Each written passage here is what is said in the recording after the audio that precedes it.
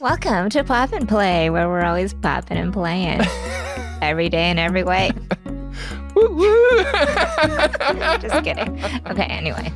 So, Haeny, we are here at the beginning of a big adventure, a new adventure that you and I are going on together. Yes. And one of us is excited. The other one is going. Excited? Oh, going. Okay. Where are we going? We are going to Starcruiser. I thought you were going to say a galaxy far, far away. Ooh, that would have been good. That's all right. So, Nathan, I honestly thought Starcruiser was actually a cruise ship, but I just recently found out it's not. So, what the heck is Starcruiser? Important note that this is not actually a cruise, but it is a simulated cruise in space. So we're going to go with other guests onto a starship, and we're going to be interacting with each other, but also with actors from Disney, and experiencing kind of our own Star Wars story where we get to engage in the theatrics and the heroes and the villains. Otherwise known as live action role play. Oh, look at you coming out with the sophisticated terminology. What is live action role play? Tell us. Am I being quizzed? Uh-huh. Is this? Yes. Live action role playing, sometimes called LARPing, is when you take on characters, you take on identities that aren't your own. Maybe they're connected to your own in some way, or maybe you're trying out something totally different from your own identity. But then you engage in some sort of kind of playful experience, story building, combat, whatever it is that you want to do. You take these identities and you engage in some sort of a playful experience with others around those new identities. Yes. My understanding of it too is that you're completely immersed in this environment. So basically, you spend 2.5 days being somebody else and engaging in the experience. I think engagement is key, right? You have to engage. Yeah. You can't be like disengage. I mean, well, I think we might get to that in a minute, but I think you can engage at different levels, right? And that's something I'm kind of curious about. But you said something I wanted to ask you about before we move to that, and that is we're gonna spend a few days as someone else. And I'm curious, Haeny, could you tell me a little bit about who you're going to play as? So we were supposed to make a backstory because that backstory kind of helps us stay in character and to understand the choices that our character would make. Okay, so my character's name is Kalara Fizzlebop, courtesy of ChatGPT and my husband Neil. So Kalara Fizzlebop, she's half human, half Jawa. This will go with my costume. Half human, that half I have Jawa. prepared. That is not a thing. I love that. It is a thing. It is now a thing. Okay. So I'm from Tatooine. I'm a teacher, and my catchphrase is, "In this galaxy, we learn and thrive together." So me. Is that a catchphrase? That's my catchphrase. Okay. Yeah. In this galaxy, we learn and thrive together. Oh my God. Okay. What about you? Wow. Because you have this awesome outfit on. Describe for our listeners what this outfit is. I'm wearing part of a costume that I've been constructing for the past few days for this event. And it's mostly just a jacket, right? So it's a shirt that I found at Goodwill. And I modified it by kind of stitching some new hems and getting rid of buttons and things. I've stitched it so it's always in like pulled up sleeve mode, which is quite nice because that's permanent? Yeah, I mean, I can unstitch it, but yeah, it's like nice. That's stitching that I did. I have to say this is the most fashionable you've ever looked. That is so mean and so true. I weathered it, so it's got kind of some little oil stains. Cosplay is dressing like a fashionable person. That's my costume. And in terms of my character, so it's funny that you mentioned that you're a teacher, because my character has some teaching qualities as well. And my character's name, which I also got from ChatGPT just a few moments ago, is Naylan Voss. Nice. And I'm from the planet of Narshada, which is like it's a moon. It's like a smuggler moon. So it's not a great place to live, but very urban. And I'm a mechanic. I'm like a droid mechanic. And I'm actually really good as a droid mechanic Yeah, as well. as a Jawa, you would be. Yeah. I live and work in an area near the docks where a lot of refugees are. And so part of my shop is also like apprenticing young refugees that are on the smuggler moon. You're a teacher mentor. Yeah. So yeah, we have two characters. We're going to be going with two other guests on this cruise. Professors Alex Bowers and Tran Templeton, former guest Tran Templeton. Is there, I know you're a little hesitant to go on this trip. Is there anything you're excited about or you're curious about? Is there anything you're kind of looking forward to with this? I think I had the reaction of, I have so much work to do. I don't want to do this. And I had a reflective moment about that because we've talked so much on this podcast about how not wasting time, but taking like a divergent path or doing something that's out of the realm of your real work, all of that is really important to informing what you're doing as the center of your work. Okay, so that was it. I don't doubt that it's going to be fun. Yeah. But I do feel like I challenge these people to get me fully engaged and immersed in this experience. Like, I think I'll have fun, but I think it's going to require a lot of effort on my part to really be into it. I think that's fair, yeah. And I'm wondering if they can really engage me and make me enjoy it without feeling like I put a lot of effort and energy into it. I am very curious, related to your point, how they pull someone who's a little resistant to engage in. I'm curious about the mechanics of that. It'd be really fun to see it. I'm not worried about getting into it myself. I'm already into it, as you can tell. Yeah, I'm a little worried about that. But I think the larger question of like, what do we do with resistance is a really good question, right? Because that's relevant to classrooms, that's relevant to play, that's relevant to anything that we try to get young people engaged in, is that there's always going to be resistance. And how do you move or shift the tide of resistance? Yeah. How do you invite people to let go of those stresses or the fact that this seems weird and encourage them to start telling their own story with others? Yeah. Yeah. How does LARPing have any place in any part of the rest of our lives? Why are we doing this? I think it's related to a lot of the themes that you and I have been talking about now for a couple seasons. Obviously, we talk a lot about play, but this notion of play that keeps coming up is kind of the ways in which identity becomes part of that. Both my identity as someone who's playing, but also play as an activity and a space for trying on other identities or kind of taking my current identity and kind of expanding it in different ways. So for me, I feel like this conversation is really about what does it mean to play with identity and what are the different ways you can do that? Yeah. And I think that play allows you to uncover something about yourself that maybe you kept hidden, or maybe you didn't try out, or maybe you just didn't claim yet. Yes. Yeah. Great. Well, I'm excited about this adventure. I hope you can also enjoy it while we're there. And yeah, it should be fun. Welcome to Star Wars Galactic Starcruiser. We are excited to welcome you aboard to begin your fully immersive experience and your very own Star Wars adventure. Your journey is about to begin.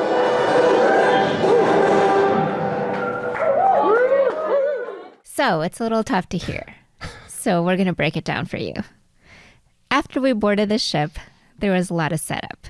But not far into the journey, we, and by the way, we, I mean Alex and Nathan basically, began interacting with the actors on board. It was clear Alex knew what he was doing, because on the one hand, you have Alex, who's talking about kyber crystal caches? What is it? Caches? I think caches. Caches. And igniting sparks. And on the other hand, you have Tran, who's like, what's the Force? But pay attention here to how the actor responds, not only to Alex, but also how they respond to Tran, who still has a lot to learn, right? Pretty skilled, if I say so myself, managing with amateurs and experts all in the same breath. How's everyone doing on the house scene so far? Excellent! As I was just telling Lalitha, this card, I believe, leads to a kyber crystal cache that perhaps might ignite a spark. hopefully the fire is not too big that's been lit. Well, and there was one kyber crystal that made me feel one with the Force, or perhaps together as a group, the Force was with us. I see. What's the Force? What's the Force? You've never heard of the Force before. That's okay. Actually, you would be surprised. After the history of the galaxy with Order 66, do you know about the history of that? So Order 66 was an unfortunate event where they pretty much decimated and destroyed all remnants of the Jedi, the history of the Jedi, and their way of life. The actor gave us all a rundown of the history of the Force and the Jedi. Some of us maybe needed that more than others. But for those of us who were asking not so basic questions like what's the Force, they didn't just dump information on us. They told us a story connecting the history of the world with our current adventure. Once we got settled into our room, it was finally time to begin the real journey. This journey was long, 2 days in fact, but we'll let you follow us along for a few minutes of our adventure. But before us to get started, I do have a question. Are we ready? Yes! Are we ready? Yes! Ignite your lightsabers. Wow. All right. Focus up, focus up. All right, let's engage. Move together. High left. Good, Judy. That's good. High right. Yeah, Judy. Up. Good. Now, recenter. High left. Both up. All left. Two. That's it. Up. Good. Last one. High right. Up. Yeah! There it was. Okay. I like how the space feels. It feels pretty real. Yeah, I like all the games. I like the way they feel. I like the fact that this Setback table, yeah. feels Like a scene out of Mandalorian. yeah, and that it has hollow cards. These little, just like these tiny effects that make you feel like you're in another world. It's like really high production value. It's like everything feels like they really thought about all the details. Yeah. So that's what I like, the feel of it. Morning, everybody. Day 2 on the Galactic Starcruiser. Yesterday was a lot of fun. Found out a lot about kind of how to play the game, how to interact with, the different cast members and get involved. And the more you talk to them and the more you sort of try to invite yourself into whatever's going on, the more they kind of engage and pull you in and make you part of the story. And then next thing you know, they're sending you lots of comms and they're sending you objectives and all sorts of kinds of things are happening. So today I'm excited to check out, what happens with some of those stories that we started. I've got a heist. Don't tell anybody. I'm going to be on a heist later today. To the Spire or whatever I'm supposed to say. Star Wars out. Now, who is ready to pull off a heist?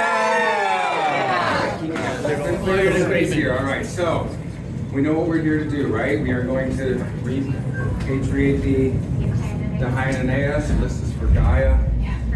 For Gaia. For Gaia. Yeah, for Gaia. Thank you so much. Yes! Finally! Let's not videotape this. We would. Okay, it's recording now. So you don't have to say anything that you don't want to say. Okay, I'm not gonna lie. It's a little rough. You know what would make you feel better? What? A big hug from Chewbacca.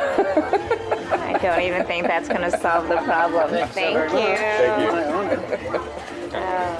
I think it's because I came here with the assumption that anybody is willing to. I go back to that toe dipper, swimmer, diver analogy, right? Yep. And that anybody can do this. And so I was like, fine, I'm totally willing to see if that is correct. And I am a toe dipper, and That being a toe dipper, you're not necessarily always going to be pulled further in. yes, But you might stay a toe dipper. yes. Yeah. And I think that's what this experience has shown me I too. think that's a reasonable observation. I feel differently in how I experience it, but I think that Say more. maybe this is it, as I'm saying. Maybe it's that we're only likely to be pulled so far. And as somebody myself who's really interested in Star Wars and has been for many, many years, Yes. I'm willing to be pulled in further. But there's still a diver level that I'm just not going to get to, and I'm just not personally prepared to get to. And maybe if you're not interested in being pulled in further, they might try or might not, but you could still stay where you're at. Yeah. Yeah, that seems possible. I mean, in order to have fun, basically, you have to be willing to engage, right, and interact. But right now, I just feel like I have to hype myself up and be like, okay, fine. I'm going to try to go to this secret cargo room when I don't really want to go to it, but feel obliged to. That sounds right. We did say, though, how I was telling this to Tran. I was like, I remember when I was a second grade teacher, I think I would write, like, basically LARPing simulations, right? I would be like, I'm going to teach the kids how to do the stock market, and I'm going to make bull and bear cards, and then I'm going to do this, and then I'm going to cut out things from the Wall Street Journal, and then I'm going to make scenarios. Like, that was fun. Crazy. I know. Awesome. I made so many of those, and then I was like game master all this time. So I understand that that's engaging and fun, right? Yeah. But I don't know, like I feel like I have to have a personal investment, but I do see that as a really good experience, right? And I think that you could really engage kids that way. So it's not that I don't believe in immersive experiences. Yeah, right. So a thing that I think has to be said at some point, I don't know if this is the time or not, but is there's gendered experiences and there's gendered framings for each of these kinds of role-playing experiences that can be. And this one is a very, very specific experience that people encounter differently. And I think young boys like me, grew up on this, and so it's easy for us to feel like everybody loves this. Mm-hmm. We love it. Mm-hmm. How could anyone not love it like we love it? So that seems like totally a thing worth kind of thinking about too. I feel this feels like a success to me. Not success in Haeny having fun on Starcruiser, but in us getting a sense of what this experience is and how one could or could not engage with it, what the limits are of it, and also gives us a new look at play and this sort of immersive role playing. Oh, all right, something's happening. We're gonna go check it out.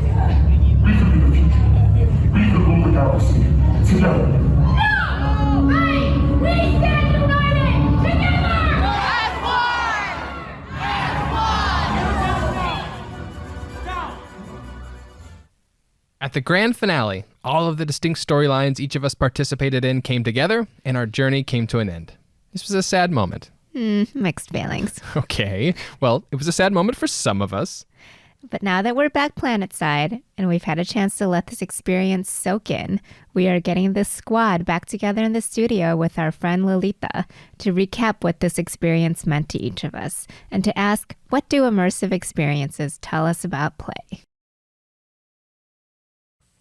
Okay, we are back for a special episode of Pop and Play. My name is Lalitha Vasudevan, your perennial substitute host for any and all podcasts here at the Yale Teachers College. And I'm so pleased to be joined by 4 intrepid warriors who just have returned from a journey. We're joined here this morning by Alex Bowers. Good morning, Alex. Good morning. Thanks for having me. Good to see you. Tran Templeton. Hello, as they say in the land of Batu, bright suns. Right back at you. And that chuckle you heard was Haeny Yoon. Hey, good morning, everyone. We also call her Chuckles. And Shecky over here is Nathan Holbert. Hi, everybody. Good to see you again, or hear you again, or let you hear me again. So we are here today to debrief, reflect on, talk about your collective experience on Starcruiser. Does one need to know about Star Wars, Disney, cruises, immersive education, any or and all of the above in order to know what Starcruiser is? I guess I'll start with just talking about what Starcruiser was to me, which was a space where I was really observing how other people understood their fandom, if that makes sense. Because an aspect, I don't remember, Alex, if you mentioned it, an aspect of Starcruiser is that many people are fans it's clear because they come dressed up as Star Wars characters or their own characters who may exist in the Star Wars universe. I've never, ever seen I've seen a clip of Star Wars, but I've never seen any movies. I've never read anything about Star Wars. So I came completely a stranger to this universe. So for me, it was a space to observe people enacting their fandom. And I think I would have probably enjoyed it a lot more if I had been knowledgeable of Star Wars at all. So I'm just watching people, mesmerized by it. And it's really nice to see that. It's kind of like watching, this is not to diminish anybody, but watching children live through something. And part of my work is watching children experience the world. So yeah, it was very interesting for me. So you introduced an important word for us to kind of come back to, and that is that word of work. Why did you all go to Starcruiser? We don't have to go around, but Alex made us. Okay. So we have one. Alex, what compelled you? What was the invitation here? Sure. When I originally went, what really astonished me about the experience is that, yes, the conceit is that you're in Star Wars in a cruise in space. Everything, all the windows look out into space. If a ship is flying by on one side of the ship, you can see it out every single window, your cabin, the bridge, every place. And the actors were absolutely fabulous immersive experience actors. And what I realized as I was going through this space, the people on the cruise all move from passenger to hero. And to some extent, some people are deeper into it, some people aren't. And watching the cast work, watching the crew work with the passengers, really, I saw a lot of great teaching moves. The kinds of things I see master teachers able to do, bringing people in, letting people hang back where they want to, seeing that some people want to just observe, that's great. Seeing that some people just want you to sit down next to them and ask how it's going, versus people who want to absolutely super dive in. Mm-hmm. And so and then having them pull people's own experiences back into the story and weave them in, and yet hit their marks, hit their times, end on time, the story always in the same way. It really occurred to me that this is something that's really an interesting idea for what could happen in education. And so I came back in May, accosted Nathan with the idea that this is an idea. What about us going? And that's where our journey then for September came from. So a couple of things that occurred to me as you were talking that I think is really helpful for all of us to know, but also for the listeners to know, is that you had many ways into the experience. You had the experience of being a person. You were bringing your own kind of research perspectives around looking at pedagogical kind of transformation in classrooms.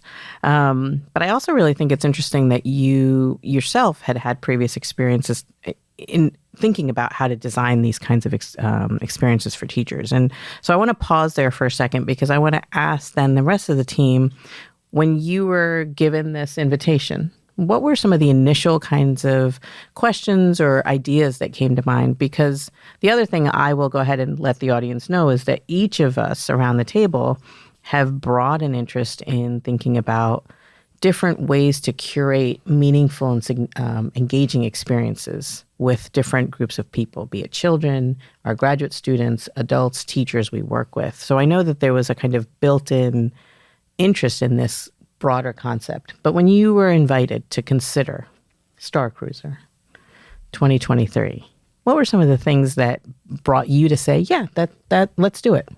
Like, what was your connection you were making to your ongoing thinking? So I mean, I when Alex accosted me, as he delicately puts it, and started telling me all about this crazy experience, I mean, my first reaction was, that sounds great. I love Star Wars. I wish I could have done that. I wish my mom had bought me a ticket to go to Starcruiser, because that sounded great. It sounded really fun, and I am, I'm the opposite end of the pull from Tran, and that I, grew up watching Star Wars, and then of course as we talked about what it actually is, it definitely aligned with and kind of resonated with a lot of the work I do around play, and around specifically, creating environments and spaces that are generative for people to explore, and kind of play with identities and play with their interests. There's a good way to get me to wrap it up, and that is that like I saw it as a game designer, and I was enamored with it as a game. And so I was like, oh, look, they've made it feel like the way this is shaking, the way this is moving, it feels like I'm in a spaceship. Oh, this person's trying to get me to move here, and that's why they've given me this task, because they have this other thing. So I was looking at it as mechanics of a game, and we were all, players and pieces of that game space. And so I found it really interesting and fun to look at it from that way. A thing I'll just kind of add on top of all of this is it's hard to in words create a picture of how immersive the space is. I mean, it is incredibly high production value. It feels like you're in space. Everything kind of feels like they've taken you there, and there's no cracks in that. Now, you can know because you're an adult that you're not in space for sure. And if you start looking, you can notice some cracks, right? If you're really looking for those cracks. Yes, and if you're sitting by Tran, you notice them all too. Which is like, I know I'm in a school bus.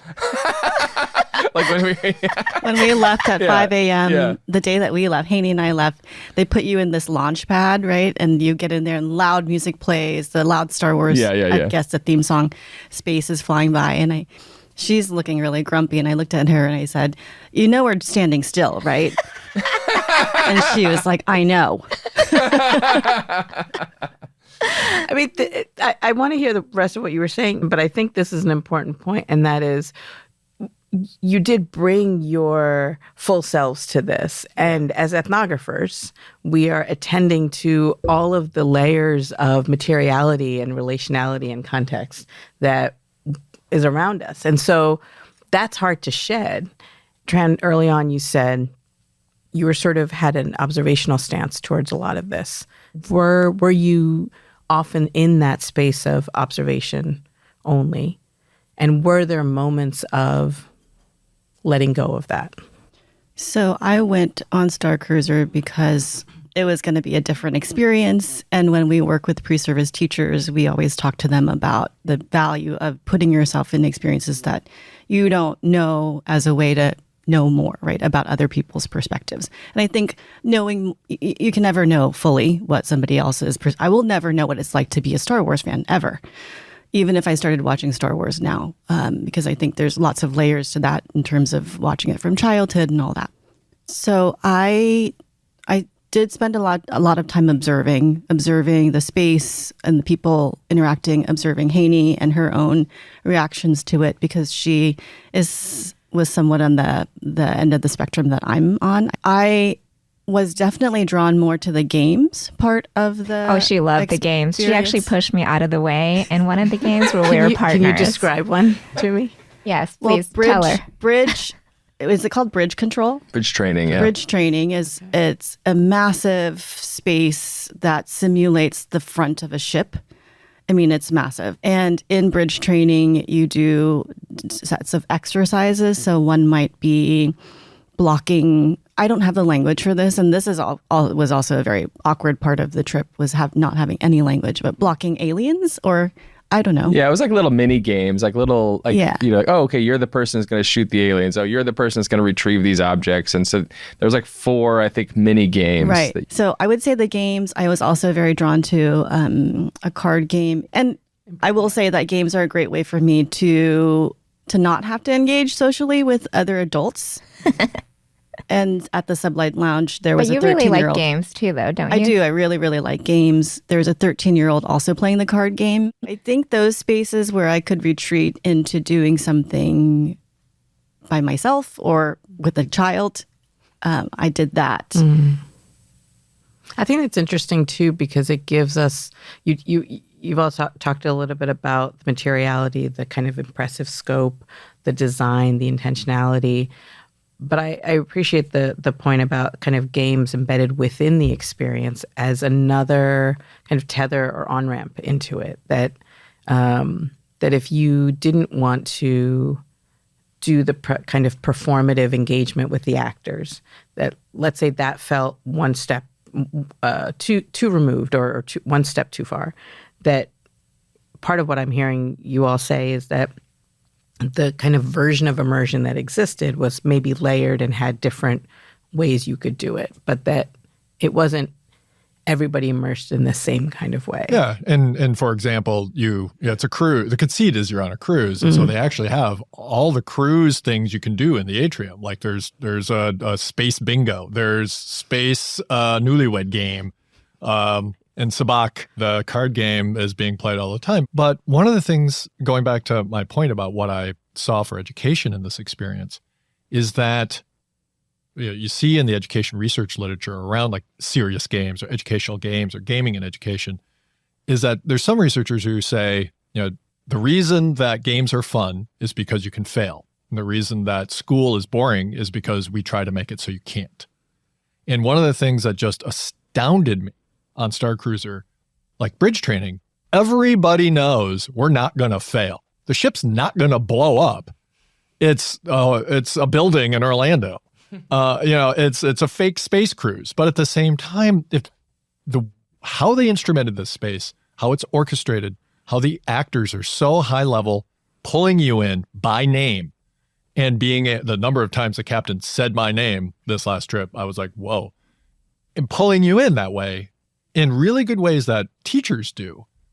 While you can't fail, it feels like you're contributing and people have fun without failure, which I thought was such a fabulous innovation. I think it's also really helpful to hear, Alex, you talk about the importance of personalization for you. And I think about some of my students I've taught previously, for whom personalization was really key. And for others, it was like, stop using my name. So I just want to kind of bracket that, because I think it's so important when we are designing educational experiences to be able to have that variation. And it seemed like maybe this one did have that. Yeah. And so I want to, you brought up the metaphor of a cruise again. This was your big revelation, Haeny. Can you say a little bit both about cruise, waterless cruise, but cruise nonetheless? And so I wanted to give you a chance to both talk a little bit, either in response to thinking about this kind of immersion observation tension that we've talked about, or a little bit more about kind of what brought you in and where you are right now as you've had this revelation. Yeah, sure.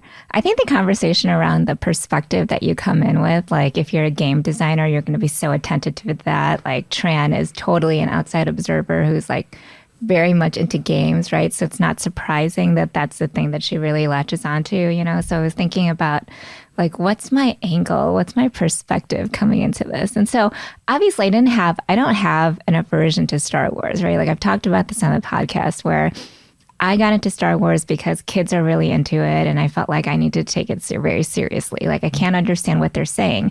So I feel like that was my entry into it. So going into Starcruiser, I felt like I actually knew something about it. And I got in there and I was also lost. Like, I'm like, what is happening right now? I found that I got really into people's outfits because that's what I do in real life.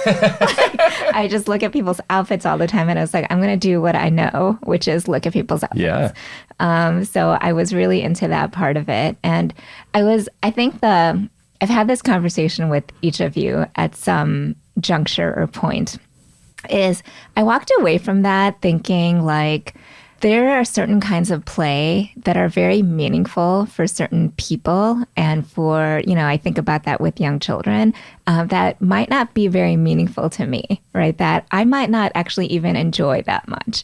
But I think the part that I have to take seriously is that it means something to somebody else, right? Like I think about how much it means to Alex. And I'm like, I do not understand that level of like real affinity and identity making and the real like personal affective dimension of what that kind of play does, right? But it's meaningful for somebody else, right? So I can't expect everybody to play exactly like the way that I do, right? And so I think that's the part that's so complicated when watching children play, right? It's sometimes you just ignore it because it's not meaningful to you, or you think it's dumb, or it doesn't have any import for your life, right? But there's something really, really powerful about being there. So I don't know. I'm still thinking and processing. You mentioned this is why it's important to kind of in how we regard children. But I know one of the things in the conversation about why even go to Starcruiser was motivated by creating experiences for teachers. And I think the same probably is true of teachers, thinking about how we leverage the kind of broadest palette of experiences, not to kind of water down something, but recognizing that certain things are going to hit certain people. And maybe you've already been thinking about this. What is it that you've taken with you that is continuing to inform how you're thinking about play, design, and education? And I want to start with Tran, and just kind of maybe, and I'm going to end with Alex, because I think, Alex, you've thought about this a lot, even before you went on this last cruise. Voyage. Voyage, thank you. Even me, I'm struggling with the words. So what is it that you're carrying with you as you think about this experience in its relationship to your own work that might be connected to play, design, education? I think that I've been thinking about the impossibility of engaging everybody in a specific topic or theme. I mean, the scale of it and the number of people there makes a difference too. I don't know what there could have been to engage Haeny more that was still within the universe. Space Kardashians? I'm not even sure that would. Although that is, but I will say that Haeny and I did play on our own in the cabin, and that was probably. We did make an influencer video whilst doing face masks. See, so that were provided by the ship, right? Provided by the ship. Right. So the ship provided something, some provocation, although I think that provocation was maybe not what they intended. But I think that's, what something to think about too, right? Putting things out that we don't necessarily know what people are using it for. That's what we do with children. We put materials out that we don't necessarily know how they're going to be used, and then the children take those objects up in their own ways. And so I think the example of me and Haeny making fun for ourselves in the cabin reminds me of the ways that even within school spaces, I always think about how institutionalized forms of fun or play never go as well as individuals' uptake of their own fun and play. Yeah. So I think that reified that for me. You made me think about this one time I was working with a bunch of fifth graders, and we made this long trek from West Philly to the Philadelphia Art Museum. And the thing they loved the most was climbing on the statues outside. And if I asked them 6 months later, what did you like? Oh my God, the museum was so fun. We climbed on everything. And it was really a sobering moment because I thought, oh my gosh, I spent so much time prepping you and thinking about it. And we saw the armor and the war, the swords, all this stuff that they really engaged with. They're like, oh, it was so fun to climb that lion. I was like, okay, I couldn't have predicted that the thing that wasn't even on the agenda was the thing that connected the most. I mean, now I have almost a decade of experience with basically planning a whole thing and then having the bus ride be the coolest thing. The refrigerator box be the correct. I mean, I will just to add on to that though, because I think I love that point, Tran, and I think that I would say it seems likely, and this is especially kind of. I'm coming to this conclusion partly based upon the conversations we've had with some of the designers now as well, that they're very attuned to the fact that there are a huge number of possible ways you might play in this space. And it seems to me that they're designing to put as many of them in front of you for you to choose as they can. And sometimes those clearly crash and burn. Sometimes it's the face masks that end up being the thing you play with, and sometimes it's Sabak, and sometimes it's an actor. But like, it does seem like there was some sense of design there that, you know, let's throw everything out there, and one of these hopefully will hit, which I think is interesting. Maybe adding on to that too, though, I think my big takeaway is, you know, in early childhood, we have this thing called emergent curriculum, right? And shout out to Kwan Le, who did a wonderful dissertation on emergent curriculum. But I think one of the things that he talks about in his work is that ultimately, as teachers, we make choices about what we're going to take up. Even if we're trying to give as many kids as we can maximum agency, even if we're like trying to listen really hard to what children are doing, we're making choices, right? We're selecting which children we're going to hear. We might hear all of them, but we're also still making decisions about which thing we're going to take up. The designers also had to make choices, right? This is not going to be for everybody. It's going to be for people who want to come to Star Wars, who have a loved one that's close to Star Wars, that this is going to be a meaningful experience that I'm going to pay a couple $1,000s to come to, right? And so there's like, I think those same implications are true for teaching, right? Like we definitely make choices. We are limited by the kinds of funds or access that we have. We decide whose ideas are going to be taken up. We, you know, in the midst of prioritizing certain ideas, we obviously will not take up others. And so for me, that's like a big question to think about, right? It's a huge question. And I don't mean to get so serious talking about this, but, you know, I think that's a big takeaway for me. Yeah. Well, and I think it's especially important in light of, I think, the various ways in and what each of you has carried with you. And I want to turn to you, Alex, because I think, you know, you went in and you continue to have, I think, this really in-depth and studied and enthusiastic kind of engagement with it. You've sat now with these three interlocutors that you went on this trip with, and you've heard the different takes on it. And I wonder if incorporating those ideas, what do you take away from this now third iteration, either as it lives in your thinking and imagination about the work that you want to be able to do, or in your own kind of engagement with the experience?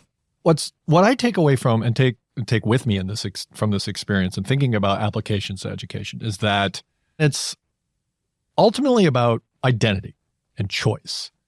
And the thing that, you know, for like middle schoolers, what's the thing you don't really feel like you have control over, right? You feel boxed in. You feel that, you know, you're on a path. Usually, many students, you know, not everybody, but many kids do. You know, we've got a loneliness epidemic in you know, going on right now. And what happens on Starcruiser is you make instant friends. The person standing next to you, you get to play with immediately. And as you go through the experience, many people, not everybody, but many people get to begin to see that there's many choices you can take, and you can make different choices. And as you make these different choices, different modes of activities open, close. And what, you know, I take away is that in education, being able to give students an experience, a memorable experience where they get to see models of, get to play with, get to, you know, see that identity and choice can matter in their life, and that they can make different choices, and that they could begin to maybe take on different identities and see that perhaps there's a different direction they could go. Maybe you could see yourself as a scientist in a way that you've never seen yourself before.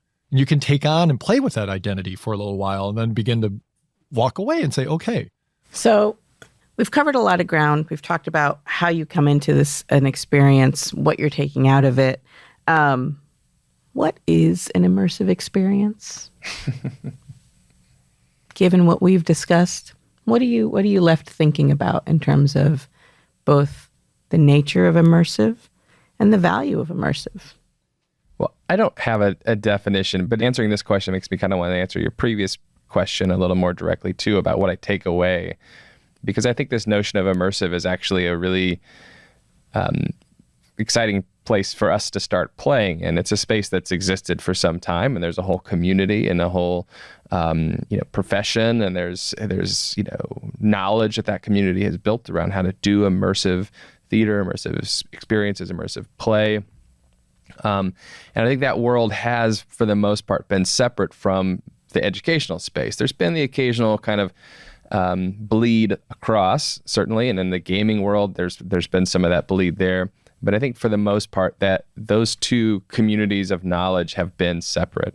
And I think, one of my takeaways is that there's a real need, and I think a real exciting possibility of trying to connect what we know about cognition, what we know about identity, what we know about, classrooms and the sort of structures and the culture of those spaces, to what this profession knows about engagement, about emergent storytelling, about sort of identity exploration in that field. And so, for me, it's really exciting to, and again, you can't take that identity of my own off to be like seeing it from a game, like, oh, it's really exciting to start imagining how we would design something like this. What would be the important components of it? How would they interact? We can't hit everybody. We're not going to, we don't in any design experience make everybody huge fans, but how can we think about creating a new space for people to play in that they haven't had an opportunity to play in before? And what are the possibilities that might come from that? I'm going to say something controversial. I like it. Do it. So I feel like young children at play are always immersed. Totally. There isn't anything different about their, when they're really engaged in play, they're always immersed in it.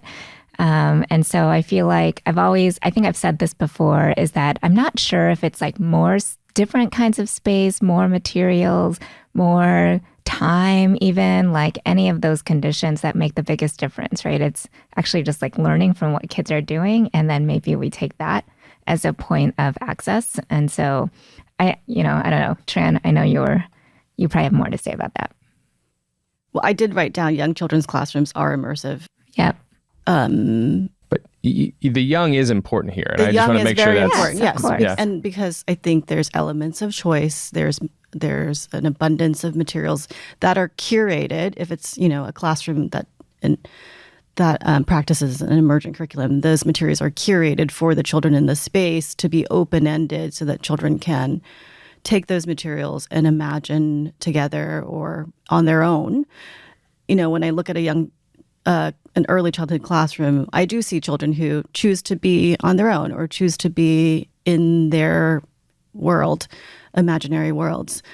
So I think it's happening already, but it's happening in spaces where we don't often look. And what I appreciate most about young children is a cup doesn't need to be a cup, right? A ball doesn't need to be a ball. And that's what's so interesting. That's the difference for me between Starcruiser, which is not saying anything about Starcruiser, and an early childhood classroom, is that everything designed in Starcruiser seemed to have a particular intention. A lightsaber is a lightsaber. I've tried to think of different ways that my lightsaber could be something different. Like, how could I use my lightsaber in the classroom? I can't quite, I welcome any help on that. But so I'll end with that. I think, just to pick that up, I know we don't have a whole lot of more time, but I don't think that's a very controversial statement. I think it's a totally reasonable and correct statement.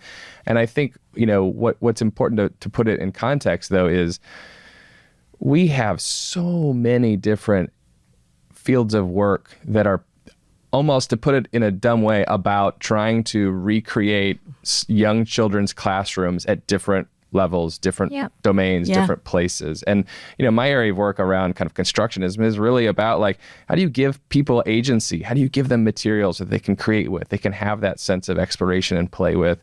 And I think, one thing that's exciting about this type of work is it has some answers to that. They have some design insights. They have some kind of experiences around ways you can try to achieve some of that young children's immersive play in a middle school classroom for a bunch of adults, on a vacation, for all these different categories. So, I think that I totally agree with that statement. And I think what's interesting here is that, like, it's trying to do that, and it achieves that in some kind of small ways with groups that aren't used to feeling comfortable playing in the way a child is. Right. I think one of the things I just want to call our attention to is that the immersion gets schooled out of us. Yeah. Yeah. And we're always trying to recapture it. And maybe Starcruiser for some people is the invitation back into learning how to be immersive.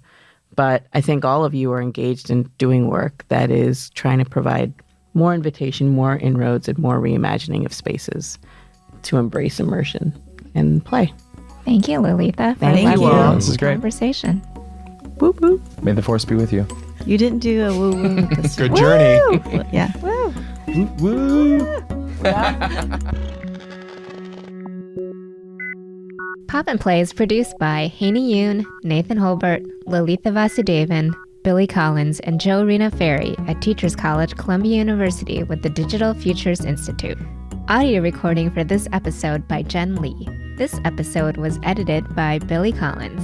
For a transcript and to learn more, visit tc.edu/popandplay. Our music is selections from Leaf Eaters by Poddington Bear, used here under a Creative Commons Attribution Non-Commercial License. Blake Danzig provided our social media and outreach support. Follow at Pop and Play Pod on Instagram and TikTok for more of what's poppin', like the trashies with Ioana Literat. Thank you to Meyer Clark and Abu Abdelbagi for support with our website and additional materials. And thanks to you for listening.